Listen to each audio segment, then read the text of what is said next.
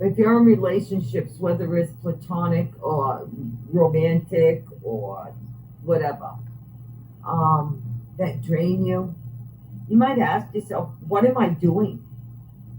Me, I get stuck in that nice girl syndrome, you know. Always want to be the nice girl, you know. After all, I'm Sister Grace, you know. So I get stuck in that nice girl syndrome. And that nice girl syndrome, or nice boy or man, whichever one it is. If you get stuck in that syndrome, or that stage, a nice person stage where you're always there for everyone but you, you'll have no you to give to anybody. And the people that are draining you will simply go on to the next. And when you need filling up, there ain't no filling you up. Because those people are never there. So be careful who you spend your time with. And remember, you become like the five, we become like the five people we spend the most time with. So if you spend a lot of time with somebody who complains a lot, guess what, honey? You might not notice that, but I guarantee you're becoming a complainer. Because we become like that which we spend the most time with. So why not get on YouTube and spend time with people like Jordan Peterson or Billy Graham or Joe Rogan or um, Charles Stanley or Mel Robbins, or someone who's going to feed your soul, or me, someone who's going to help you to be a better you. Because I have found that the seed to abundance, gratitude is the seed to abundance. Did you know that? Complaint just brings more of the same. You ever notice that the more you complain, the more things fall apart, and then people say, oh, things happen in threes. No, it's just because you're always complaining and it feels like everything's happening. But when you praise, same thing happens. Same thing happens when you praise. So for me, anyhow,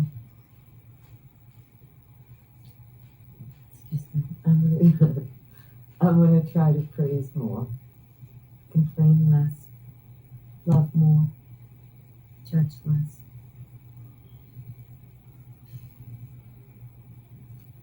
And not just with society, but starting with me, because we can't give away what we don't have.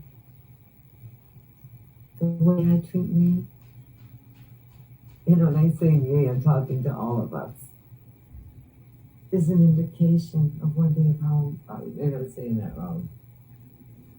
I think I'm saying that wrong.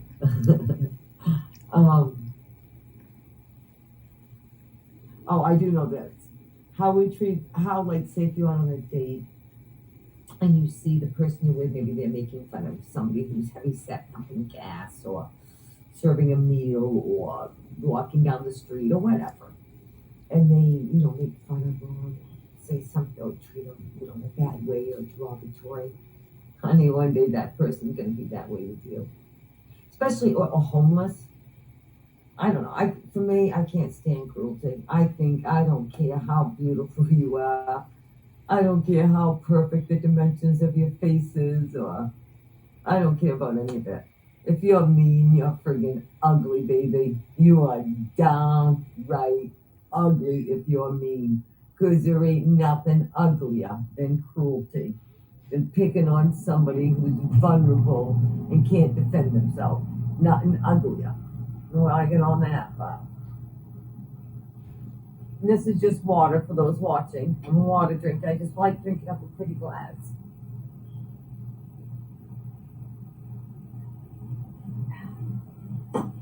See, here's my water, I drink a lot of bottled water, which is really bad for you. Yeah, my tap water's nasty, so. But, I hope you should really look it up. Bottled water, and certain bottled water is worse than others. But it's actually very unhealthy to drink from the bottle. Even probably from a glass, some of it.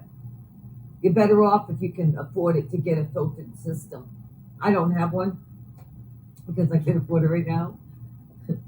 But if I could, I would. I told my son he should buy one. I think I'm gonna call the guy tomorrow and stick him on my son because I know a guy that sells them. He wanted me to work for him. I just don't want to sell them. That's not what God called me to do. See, I believe we're all called to do something, and that's not mine. Mine is my nonprofit that I just started, my American Children of Grace. Get off my butt and do it, and my talk show, and my writing, my book. To stop being afraid of success, I need to be hypnotized to something else. I think it's because it's somewhere deep inside I don't believe I deserve it. Because, like I said, we're not victims. The only thing we're victim of is our own thoughts. Our own thoughts and our own belief systems. I mean, if something goes bad, I know how to fix it. You give me a bad place to live or an old car or whatever, I know how to fix it. I know how to make something into, I know how to make nothing into something looking like it's something,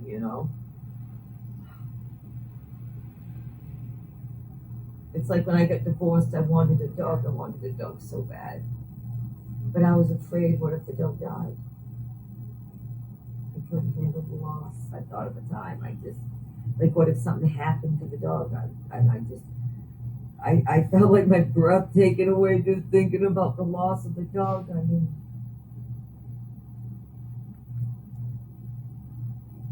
I'd still like to have a dog. I couldn't handle it if something happened to it, though.